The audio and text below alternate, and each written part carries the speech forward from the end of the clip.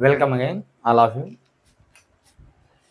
जैसा कि देख पा रहे हैं पिछले कुछ वीडियोज में हम लोगों ने क्या किया है, एसिड बेस और सॉल्ट्स इनके बारे में हम लोगों ने डीपली अध्ययन किया। ठीक है, तो इस वीडियो में हम लोग क्या करेंगे कि हाइड्रोजन आयन कंसंट्रेशन, जैसे एसिड का डेफिनेशन दिया गया था। एसिड के डेफिनेशन में क्या था कि एसिड क्या करते हैं कि किसी लिक्विड सॉल्यूशन में जा करके क्या देते हैं, H+ आयन प्रोवाइड करते हैं। तो उसी से related pH concept hydrogen ion concentration और पीएच की अवधारणा क्या होती है, इसके बारे में इस वीडियो में हम लोग अध्ययन करेंगे। तो देखिए होता क्या है, जो सॉल्यूशन बनते हैं, जितने भी सॉल्यूशन बनाए जाते हैं इनऑर्गेनिक केमिस्ट्री के, जो सॉल्यूशन होते हैं अकार्बनिक रसायन के, वो सॉल्यूशन सभी बनाए जाते हैं H2O में बनाए जाते हैं। तो हम हाइड्रोजन आयन कंसंट्रेशन के माध्यम से क्या करेंगे, हाइड्रोजन आयन सांद्रता की वजह की सहायता से हम चलेंगे पता लगाने की कोई विलयन अम्लीय होता है कि क्षारीय होता है, उसका नेचर क्या होता है, इसके बारे में हम लोग पता करेंगे। तो पहला है आपका हाइड्रोजन आयन सांद्रण। देखिए हाइड्रोजन आयन सांद्रण, ये जो लिखा हुआ हाइड्रोजन आयन सांद्रण, ये क्या होता है? हाइड्रोजन आयन सांद्रण यह एक मात्रक होता है। इसे हम क्या करते हैं, जैसे आप किसी चीज को, किसी वस्तु को मापते तौलते हैं, उसी तरह से हाइड्रोजन आयन सांद्रण को मापने तौलने के लिए एक इकाई बनाई गई जिसका नाम रखा गया है मोल प्रति लीटर। यानी हाइड्रोजन आयन की सांद्रता को नापने के लिए मोल प्रति लीटर, हाइड्रोजन आयन सांद्रण को मोल प्रति लीटर में मापा जाता है। पहला चीज मोल प्रति लीटर, देखिएगा मोल प्रति लीटर में लिखा जाता है हाइड्रोजन आयन। और मोल क्या होता है? मोल का मतलब होता है ग्राम आयन प्रति लीटर। हाइड्रोजन आयन सांद्रण को ग्राम आयन प्रति लीटर में लिखा जाता है और उसी को मोल प्रति लीटर कहा जाता है। अब जानिए, मान लीजिए उदाहरण है हमारे पास, हम कह रहे हैं कि यहाँ पे मान लीजिए 20 लीटर हमने पानी लिया है। देखिएगा H2O हमारे पास है 20 लीटर, 20 लीटर हमने पानी ले लिया। अब इस 20 लीटर में कोई कह रहा है 50 ग्राम हाइड्रोजन आयन डाला हुआ है, 50 ग्राम आयन डाला गया है। और भी क्या, H+ के कितने डाले गए हैं? 50 ग्राम आयन डाले गए हैं। तो अब कह रहा है इसमें हाइड्रोजन आयन सांद्रण बताइए, हाइड्रोजन आयन की सांद्रता बताइए। तो इसको देखिए 20 लीटर में कितना डाला गया? 50 ग्राम। तो 1 लीटर में कितना पड़ेगा? तो आप मैथमेटिकली इसको कैलकुलेट करेंगे तो जाएगा 20 लीटर में कितना डाला गया है? 50 ग्राम। तो 20 इंटू 1 लीटर इक्वल 1 लीटर, यानी 1 लीटर में कितना पड़ा? इंटू है, डिवाइड हो जाएगा 50/20 ग्राम, ये हो जाएगा 2.5। तो जाएगा 2.5 ग्राम आयन कितने लीटर में पड़ा हुआ है? 1 लीटर में। तो इसी को बोलेंगे कि यहाँ पर इस सॉल्यूशन में जो हाइड्रोजन आयन की सांद्रता है वह क्या है कि 2.5 ग्राम प्रति लीटर है। यानी 1 लीटर में कितने ग्राम डाले गए हैं? 2.5 ग्राम डाले गए। तो ये हो गया यहाँ पर इस विलयन में हाइड्रोजन आयन की सांद्रता। अब इसी को कहेंगे, अभी बोलेंगे 2.5 ग्राम आयन पर लीटर। तो 2.5 ग्राम आयन को 2.5 मोल बोलेंगे। क्या बोलेंगे? 2.5 मोल, 2.5 मोल पर लीटर। ये हो गया आपका हाइड्रोजन आयन सांद्रण इस विलयन में। ठीक है, तो इसी प्रकार से कुछ और भी यूनिट लगाए गए हैं और यूनिट रखे गए हैं जो साइंटिफिक नेम दिया गया है साइंटिस्टों के द्वारा। तो देखिए हाइड्रोजन आयन सांद्रण को किस में लिखा जाता है? ग्राम आयन प्रति लीटर, यानी इसको हम कह सकते हैं मोल प्रति लीटर। तो ये रहा आपका ग्राम हाइड्रोजन आयन की सांद्रता। तो विलयन में देखा गया है, जो विलयन होते हैं, विलयन में देखा गया है कि हाइड्रोजन आयन की जो सांद्रता होती है वह 1 से लेकर के 1 × 10⁻14 तक होती है। यानी हाइड्रोजन आयन की जो सांद्रता होती है उसको देखा गया जब हाइड्रोजन आयन का सांद्रण यानी सांद्रता इसका देखा गया, तो इसकी जो सांद्रता होती है वह 1 से लेकर के 1 गुणे 10 पे -14 यहाँ तक होती है। 1 गुणे 10 पे -14 तक यहाँ तक होती है। इसका एक परिसर होता है, क्षेत्र होता है कि किसी विलयन में इससे ज्यादा नहीं हो सकता है, नहीं तो इससे कम हो सकता है। इसी के रेंज में हाइड्रोजन आयन सांद्रण चलता है, यानी 1 से लेकर कहां पर 1 गुणे 10 पे -14 तक। ये होता है हाइड्रोजन आयन कंसंट्रेशन का रेंज दिया है। तो ये रेंज होता है। इतने के बीच जब देखा गया, साइंटिस्टों ने इसे चेक किया तो इसको पाया कि किसी सॉल्यूशन में, किसी भी सॉल्यूशन में, किसी लिक्विड सॉल्यूशन में अगर आप हाइड्रोजन आयन कंसंट्रेशन को देखेंगे तो वहां पर आपको मिलेगा कितना, 1 से लेकर के एक हो सकता है, एक हो सकता है। अब देखिए ये इसका वैल्यू 1 से कम है, इसका वैल्यू क्या है, 1 से कम है। मिनिमम ये हो सकता है और मैक्सिमम ये हो सकता है। ये इससे ज्यादा नहीं हो सकता और इससे कम नहीं हो सकता है। तो हाइड्रोजन आयन कंसंट्रेशन, ये चीजें ये आपको याद रखना है, ठीक है, कि हाइड्रोजन आयन सांद्रता कहां से कहां तक, 1 से लेकर 1 गुणे 10 पे -14। अब आती है बात हाइड्रोजन आयन सांद्रण हो गया है। अब आती है बात पीएच कॉन्सेप्ट की। पीएच का कॉन्सेप्ट क्या होता है, पीएच की अवधारणा क्या होती है, पीएच, पीएच की अवधारणा, कॉन्सेप्ट ऑफ पीएच। पीएच का कॉन्सेप्ट क्या होता है। सन 1909 में एक साइंटिस्ट सोरेनसन, जिसका नाम क्या था, सोरेनसन नामक वैज्ञानिक ने बताया, क्या बताया, देखिए सोरेनसन नामक वैज्ञानिक ने हाइड्रोजन आयन कंसंट्रेशन को जांचने के लिए, चेक करने के लिए एक सिस्टम बना दिया, एक सिस्टम दिया, ठीक है, एक सिस्टम दिया जिसका नाम रखा गया क्या, pH scale. PH scale, P का मतलब अपनी भाषा में पी माने पावर समझ लीजिए, हाला होता है वो पोटेंस से होता है, पोटेंस जिसका जो अर्थ होता है वो पावर से होता है, यानी हाइड्रोजन का पावर पीएच। तो उसने कहा क्या, देखिए 1909 में उसने ये कॉन्सेप्ट दिया था। सन 1909 में उसने बताया सोरेनसन ने कि पीएच क्या होता है, पीएच क्या होता है। तो सोरेनसन ने पीएच का कॉन्सेप्ट दिया तो उसने बताया कि पीएच इक्वल, ध्यान से समझिएगा यहां से डिफिनेशन शुरू होता है, पीएच इक्वल उसने फार्मूला दिया minus log H plus hydrogen ion concentration, ये दिया उसने। ये देखिए, तो इसको हम कहें क्या, देखिए इसको कहेंगे किसी विलयन में, ध्यान से देखिए, किसी विलयन में हाइड्रोजन आयन के सांद्रण के, देखिए किसी विलयन में हाइड्रोजन आयन के सांद्रण के ऋणात्मक लघुगणक को हम पीएच कहते हैं। ऋणात्मक लघुगणक को क्या कहा जाता है, पीएच कहा जाता है। अब आ गई बात लघुगणक क्या होता है, लॉगरिथम क्या होता है, ये समस्या है। लॉग क्या होता है, तो थोड़ा सा हम लोग लॉग को समझ लेते हैं। देखिए लॉग क्या होता है, लॉग तो हमारा जो 10 तक का होता है वो 10 के बेस पे चलता है, ये समझना। ऊपर जा करके थोड़ा अलग अलग बेसेज होते हैं, लेकिन लॉग का कॉन्सेप्ट क्या होता है उसको हम देखते हैं। देखिए लॉग का मतलब होता है कि जैसे मान लीजिए अगर हम थोड़ी देर के लिए 2 पर 3 का पावर चढ़ा देते हैं, इसको लिखते हैं 8, कितना आ गया, 2 पर 3 का पावर चढ़ा तो 8 हो गया।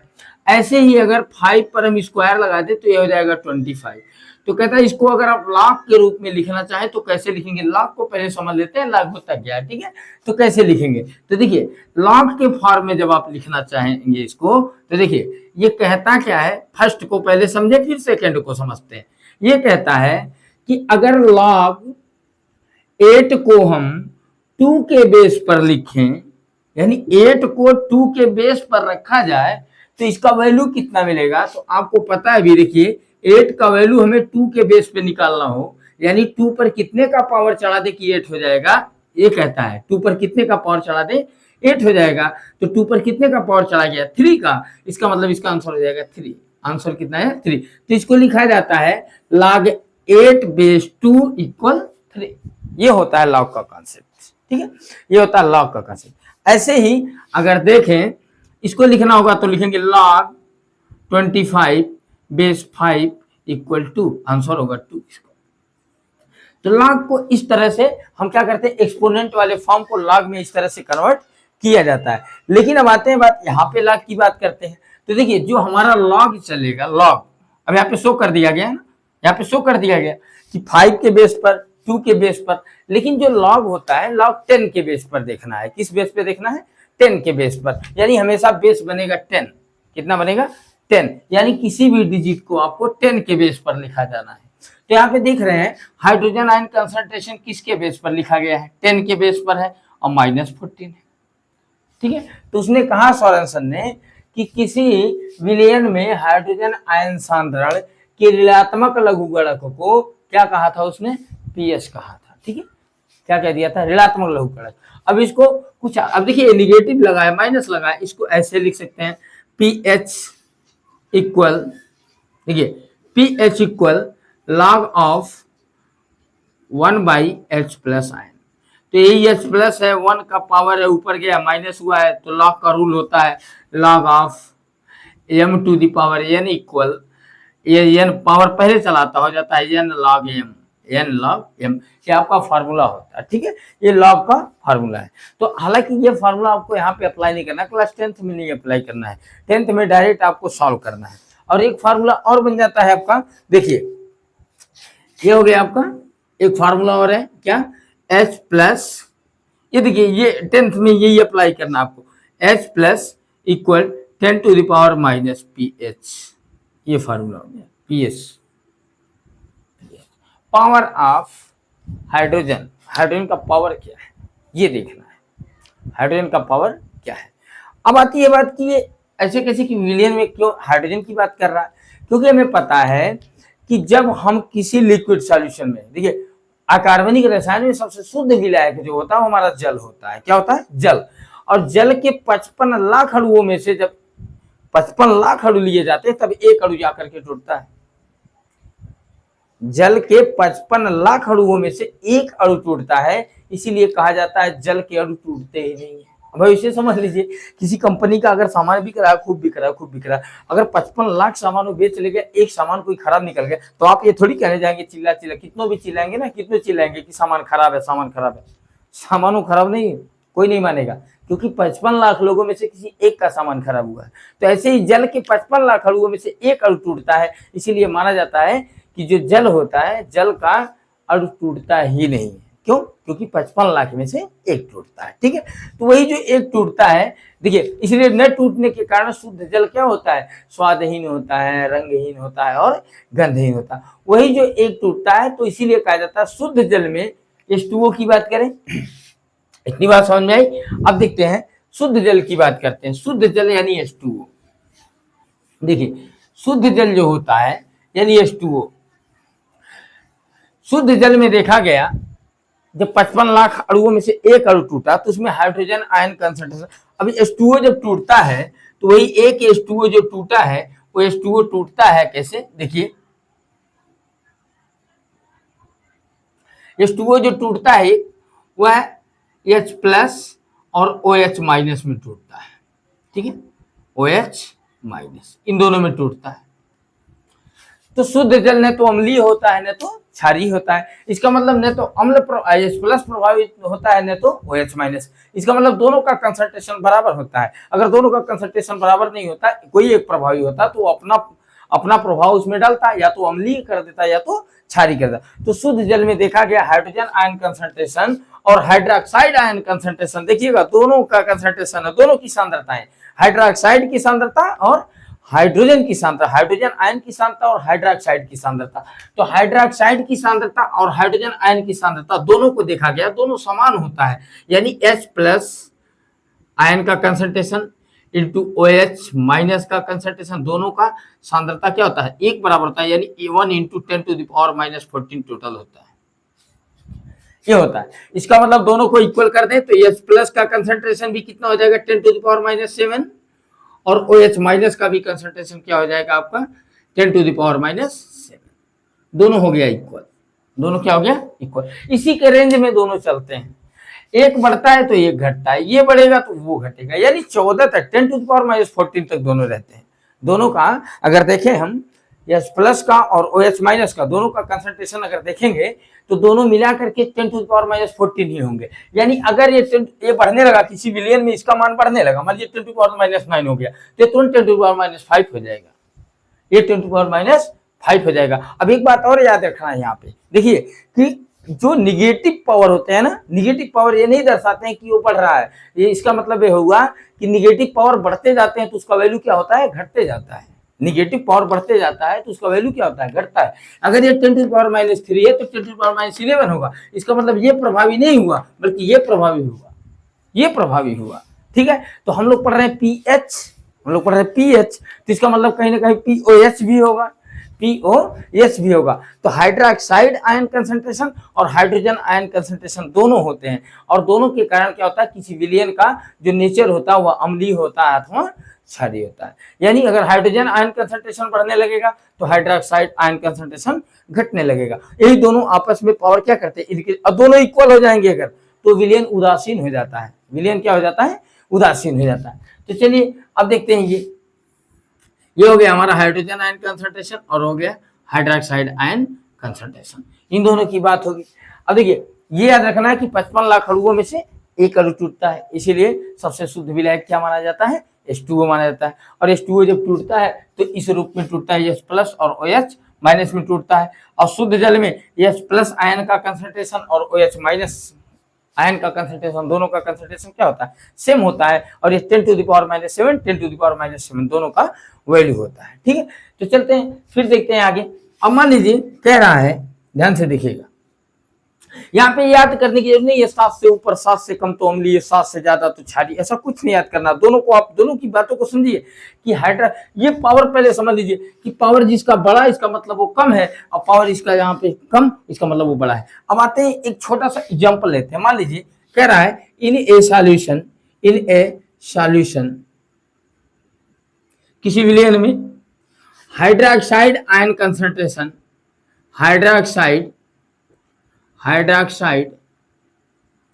Ion concentration is 10⁻⁸. Find the nature of solution. उस सॉल्यूशन का आपको नेचर बताना है। अब यहाँ पे देखिए, मान लीजिए एक सॉल्यूशन ये कह रहा है, और सॉल्यूशन है, सॉल्यूशन का मतलब विलयन, घोल है, और घोल में कह रहा है तो इसमें जो आयन है, तो आयन घोल बना है तो आयन बनाया है ये, और कह रहा है आयन बना है तो आयन बना है, तो इसमें आयन बने हैं, लिक्विड है, H2O है, OH बना है तो H+ भी बना होगा। तो यहाँ पे कह रहा है कि H+ और OH दोनों होंगे। अब लेकिन कह रहा है कि हाइड्रोक्साइड आयन कंसंट्रेशन, यानी OH का कंसंट्रेशन दिया हुआ है 10⁻⁸। देखिए OH इक्वल कितना दिया है, 10⁻⁸ ये दिया है। अब कह रहा है इसका आपको नेचर बताना है, इसका क्या करना है, नेचर बताना है। तो अब ये बताइए अभी क्या बोला गया, मान लीजिए 2 झोले हैं, समझिएगा 2 झोले, एक झोले का नाम H+ और एक झोले का नाम OH-, दोनों है, और दोनों को मिला करके एक मिले, इसमें भी 7 किलो रख दिया गया, इसमें भी 7 किलो रख दिया, दोनों में 7-7 किलो रखा गया। अलग से आपको उसमें कुछ नहीं डालना है, इसमें से कितनों पलटेंगे, उसमें उल्टेंगे पलटेंगे, इधर से उधर, उसमें से उसमें डाल दीजिए, उसमें कुछ भी कर डालेंगे, दोनों को जोड़ेंगे तो 14 ही तो होगा, उसका वैल्यू कितना हो जाएगा, 14 होगा, उससे ज्यादा नहीं होगा। अब झोला है तो 14 किलो आप रखे थे, 7 इसमें 7 इसमें, अगर इसमें से 3 किलो उसमें डालेंगे तो 3 यहाँ घट रहा, 3 वहां बढ़ रहा है ना, तो इसका मतलब 14 होगा। तो सीधी सी बात है वो 10⁻⁴ तक ही रहेगा। तो यहाँ पे हमको क्या मिल गया है, समझिएगा ध्यान से, H+ OH- इक्वल 10⁻⁸ मिला है, तो जाहिर सी बात है H+ हमारा कितना हो जाएगा, 10⁻⁻6 हो जाएगा। देखिए ये नहीं याद रखना है कि ऊपर होगा तो एसिड, ऐसा कुछ नहीं याद रखिए, ये मत याद रखिए, दोनों की बातों को समझिए। क्योंकि क्वेश्चन आपका जो बनता है ऐसे नहीं बनता कि H+ इतना है तो आप बताइए एसिडिक होगा बेसिक होगा, ऐसा क्वेश्चन नहीं आता है। वो कह देता है हाइड्रोक्साइड आयन कंसंट्रेशन इतना है, तो आप पढ़े हैं H केवल, तो H पढ़े होंगे तो इसमें आपका प्रॉब्लम हो जाएगा, तो प्रॉब्लम नहीं करना है, सीधे सीधे आपको पढ़ना है, दोनों को समझना है। अगर OH 10⁻⁸ है तो H जाहिर सी बात है कितना हो जाएगा, 10⁻⁶ हो जाएगा। अब ये देखना है कि प्रभावी कौन होगा, वैल्यू किसका ज्यादा आ रहा है, वैल्यू किसका ज्यादा आ रहा है। अब यहाँ देखिए वैल्यू किसका ज्यादा आ रहा है, 10⁻⁶ बड़ा है कि 10⁻⁸ बड़ा है, तो निगेटिव पावर है, निगेटिव पावर है। और निगेटिव पावर में क्या होता है, जो ज्यादा होता है वो कम होता है, यानी जिसका पावर ज्यादा निगेटिव के रूप में, अगर निगेटिव पावर ज्यादा है तो जाहिर सी बात है उसका वैल्यू कम होगा, और वैल्यू कम होगा तो इसका मतलब क्या है, इसका देखिए -8 है, इसका पावर कितना है, -6 है, तो ये कमजोर है, और ये क्या है, मजबूत है, ज्यादा, इसका मतलब ये प्रभावी है।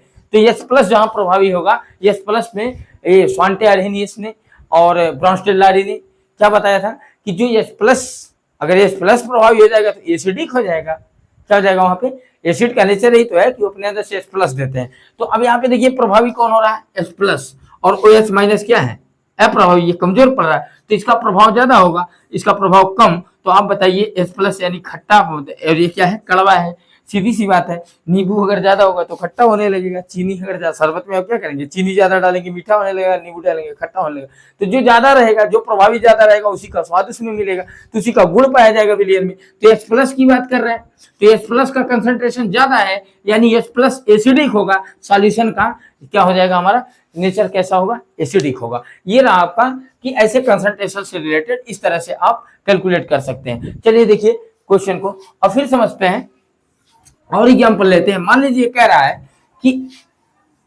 एक ऐसे 10 टू पावर माइनस करके दे देगा, ऐसे कह देगा कि इफ इन एनी सॉल्यूशन, यदि किसी विलियन में कह रहा है कि विलियन है, विलियन यानी घोल सॉल्यूशन है, कह रहा है इस सॉल्यूशन में हाइड्रोजन आयन कंसंट्रेशन, हाइड्रोजन, या फिर कह रहा है, सॉरी थोड़ा सा घुमा के क्वेश्चन देखते हैं, ठीक है, ये क्वेश्चन थोड़ा सा अलग।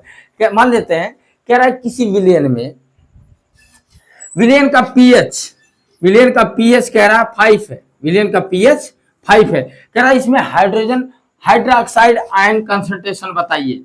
कह रहा hydroxide ion concentration, hydroxide ion concentration क्या होगा। देखिए दिया है क्या, पीएच यानी पावर ऑफ एस दिया है, पावर ऑफ एस दिया है, और निकालने को कह रहा है हाइड्रोक्साइड, तो पीएच इक्वल, तो आप फार्मूला क्या लगाएंगे। अभी देखिए हमारे पास क्या होता है, एक फार्मूला अभी थोड़ी देर पहले मैंने लिखा था, तो लिखेंगे S plus equal 10 to the power minus pH, ये फार्मूला अप्लाई करेंगे, यहां से हो जाएगा S plus equal 10 to the power, pH का वैल्यू रखेंगे कितना हो जाएगा -5। देखिए हाइड्रोजन आयन कंसंट्रेशन मिल गया। हाइड्रोजन आयन अगर पीएच दिया हो, हाइड्रोजन आयन कंसंट्रेशन निकालना हो तो ये फार्मूला अप्लाई कर देना है, और हाइड्रोजन आयन कंसंट्रेशन दिया हो तो इसके पहले वाले फार्मूले में जो क्वेश्चन था मैंने बिना फार्मूला लगाए अप्लाई किया ना, बिना फार्मूला अप्लाई किया हम लोगों ने क्वेश्चन सॉल्व किया। अभी उसको फिर मैं रिपीट कर देता हूँ, उसको देखिएगा। तो यहाँ पे हो गया आपका क्या, S plus equal 10 to the power -5। तो अभी आपको पता है कि S plus into O H minus equal 10 to the power 10 to the power -14 होता है। एस प्लस का वैल्यू यहाँ ले आके रख देंगे अगर आप 10 टू द पावर -5 इंटू यहाँ पे हो जाएगा कितना, O H minus concentration equal हो जाएगा 1 इंटू 10 टू पावर -14। इधर जाके माइनस से डिवाइड होगा, ऊपर चला जाएगा पॉजिटिव हो जाएगा, सब्सट्रैक्ट करेंगे हो जाएगा ओ एच माइनस इक्वल हो जाएगा 10 टू द पावर -9 बच जाएगा। यानी हाइड्रोक्साइड आयन कंसंट्रेशन कितना हो गया, 10 टू द पावर -9 मिल गया। हाइड्रोक्साइड आयन कंसंट्रेशन ये है, ठीक है। तो हाइड्रोक्साइड आयन, अब यहाँ पे देखेंगे उस सॉल्यूशन का नेचर देखेंगे, पता करें तो देखिए हाइड्रोक्साइड कहीं ना कहीं वीक है, भले मैक्सिमम पावर है, -9 निगेटिव लगा हुआ है, यहाँ पे देखिए निगेटिव यहाँ भी लगा है, लेकिन जो निगेटिव में कम है वही वैल्यू ज्यादा होता है, तो इसका वैल्यू ज्यादा होगा, इसका मतलब ये सॉल्यूशन भी एसिडिक होगा।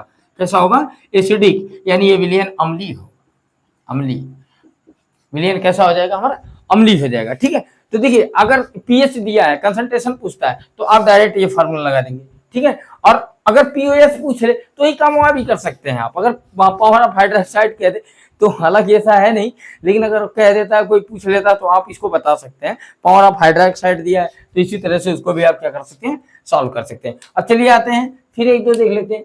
अगर इस देखिए अगर ऐसा इसमें समझने में कोई प्रॉब्लम हो रही होगी तो इसको आप लोग क्या करेंगे, थोड़ा सा कमेंट कर देंगे, उसके बाद जो भी क्वेश्चन होगा पीएस से रिलेटेड उसको आप कमेंट बॉक्स में शेयर कर देंगे, हम उस पर एक वीडियो बना करके डाल देंगे। तो हम आशा करते हैं कि ये आपको समझ आए। थोड़ा सा एक एग्जांपल ले लेते हैं और जिसके पहले हमने लिया था उसको हम लोग समझ लेते हैं। जैसे हमने लिखा था कि अब पूरा क्वेश्चन नहीं लिखेंगे, इसको जरा समझते हैं। कह रहा है उस क्वेश्चन में क्या था कि अगर एक सॉल्यूशन में हाइड्रोक्साइड आयन कंसंट्रेशन यानी OH निगेटिव, इसका वैल्यू दिया था 10 टू द पावर -8, और पूछा था कि इसका नेचर क्या होगा, इस सॉल्यूशन का नेचर क्या होगा। तो इसको देखिए, इस सॉल्यूशन का नेचर क्या होगा। तो अगर इस तरह से कंसंट्रेशन दिया है तो पीएच निकालने के लिए आपको फार्मूला अप्लाई करना पड़ेगा। तो लिखेंगे हम H plus into OH minus equal हो जाएगा 1 इंटू 10 टू द पावर -14, ये ऐसे कर देंगे, और OH का वैल्यू यहाँ रखेंगे 10 टू द पावर -8, उधर जाके सब्ट्रैक्ट हो जाएगा तो आ जाएगा हमारे पास H plus equal 10 to the power -6, H plus आ गया इतना, अब कह रहा है कि पीएच बताइए, तो एच प्लस इक्वल होता है 10 to the power minus pH, ये वैल्यू हो गया। अब एच प्लस का वैल्यू कितना है 10 to the power minus 6, 10 to the power minus 6 equal 10 to the power minus pH, ये हो गया। 10 बेस सेम है तो आप एक्सपोनेंट का कंपेयर करेंगे जब, तो माइनस 6 इक्वल माइनस पीएच, ये हो गया। तो पीएच इक्वल कितना हो गया आपका 6 हो गया, ये आ गया आपका pH value. PH value solution का मिल गया हमको कितना 6। इसीलिए उसमें कहा है कि जब 7 से ऊपर बढ़ने लगता है तो 7 से ऊपर जाते जाते का मतलब 7 से ऊपर निगेटिव भग रहा है, तो निगेटिव जब 7 से ऊपर जाने लगेगा तो प्रभावित कौन होने लगेगा, प्रभावी कौन बनेगा, तब OH प्रभावी होने लगा, क्योंकि उसमें ऐसे लिखा हुआ है। चलिए देखिए, आ जाते हैं, इसको देख लेते हैं, इसको भी तो इसमें ऐसे दिया हुआ है, थोड़ा सा समझ लेते हैं इसको भी। देखिए ऐसे एरो बना देता है, कहता है इसको समझिएगा। देखिए यहाँ पे लिख देगा बीच में 7, इधर हो गया 6 5 4 3 2 1 0, यहाँ लिख दिया। इधर आ जाए 8 9 10 11 डॉट डॉट डॉट डॉट 14 तक होता है, कितना होता है 14 होता है। अब ये बताइए पीएच कब मिल रहा है, पीएच मिल रहा है S plus equal 10 to the power minus pH, ऐसे मिल रहा है पीएच का वैल्यू, यानी निगेटिव पावर। इसका मतलब पीएच अगर 6 होगा, पीएच अगर हमारा 6 है तो इससे ये पता चल रहा है कि एच प्लस क्या है, H plus 10 to the power minus 6 है। अगर पीएच हमारा 7 है तो इसका मतलब एच प्लस इक्वल कितना मिलेगा 10 टू पावर माइनस 7। अभी समझिएगा पीएच इक्वल अगर 9 है तो एच प्लस का मतलब हुआ 10 टू पावर माइनस 9। अब यही समझ लीजिए कि अगर इसी, अब यहाँ देखिएगा, अब इससे कंपेयर करने चलेंगे उधर OH को लेकर के, तो OH का वैल्यू कितना मिलेगा, OH का वैल्यू 10 टू पावर माइनस 8 मिलेगा। और यहाँ की बात करें यहाँ से तो देखिए ये तो जाएगा OH का वैल्यू क्या हो जाएगा 10 टू द पावर माइनस 7, यहाँ भी मिल जाएगा। और यहाँ की बात करें तो OH का वैल्यू क्या मिल जाएगा 10 टू द पावर आपका मिल जाएगा -5। तो अब यही देखिए वही जो मैंने बताया कि एक्सपोनेंट का जो रूल होता है, जो निगेटिव चार्जेस होते हैं, निगेटिव पावर जो होता है, निगेटिव पावर जितने बढ़ाते जाएंगे उसका वैल्यू कम होता जाएगा। तो अब ये देखिए इन दोनों में मिला ही है। अब ये देखिए एस प्लस का वैल्यू क्या है 10 टू पावर माइनस 9, OH का वैल्यू कितना है 10 टू पावर माइनस। अब इन दोनों में प्रभावी कौन है, ये की वो प्रभावी तो ये हो जाएगा क्योंकि वैल्यू इसका ज्यादा है, दिखने में ये नेगेटिव पावर कम है इसलिए वैल्यू ज्यादा है। तो इसका मतलब OH का मतलब बेस, इसका मतलब सॉल्यूशन कैसा हो जाएगा हमारा बेसिक। तो क्या कहता है पीएच का वैल्यू अगर 7 से ऊपर है तो बेसिक होगा, यानी यहां से इसका कॉन्सेप्ट है। और आप लोग एरो ऐसे नहीं याद रखेंगे कि एरो याद रखें, बल्कि दोनों को समझे, H प्लस और OH माइनस को। तो हम आशा करते हैं कि ये पीएच से रिलेटेड ये बातें समझ में आएंगी। देखिए सबसे बड़ी समस्या ये है कि देखिए जो लोग दिक्कत है अभी भी, मतलब टाइम है कहना नहीं चाहिए, लेकिन थोड़ा सा मैं छोटी सी बात बोल रहा हूँ उसको जरा समझिएगा कि अगर मान लीजिए दिक्कत क्या होता है, जो पढ़ने वाले बच्चे हैं वो कहीं ना कहीं मार्केट, अगर एक मार्केट में हम कहीं जाएं और मार्केट का रास्ता हमको ना पता हो तो जाहिर सी बात है हम किसी ना किसी से पूछेंगे, हम पूछेंगे उस रास्ते को। लेकिन अब ये समझने की बात है अगर वो रास्ता मैं पूछ रहा हूँ तो मुझे तो पता नहीं है रास्ता ना, जो गलत भी बता देगा तो मैं तो चला जाऊंगा उधर, मैं तो चला जाऊंगा उस रास्ते पे। लेकिन जब वहां पहुंचूंगा तो मुझे पता चलेगा ना कि वो सही बताया कि गलत बताया। पहुंचने के बाद पता चलता है, उसके पहले नहीं पता चलता है। उसके पहले तो आपने क्या किया, उसकी बातों को माना। तो पहला काम तो ये करें कि अगर आप कहीं भी पढ़ते हो, कैसे भी पढ़ते हो, जैसा भी पढ़ते हो, अध्ययन करते हो, तो आप इस बात का पता लगा लें कि जो भाई जहाँ पे मैं मेरा गाइडलाइन जिसके अंडर में चल रहा है, यानी जो मुझे गाइड कर रहा है, वो कहीं क्या अपनी लाइफ में कभी स्ट्रगल किया है या नहीं किया।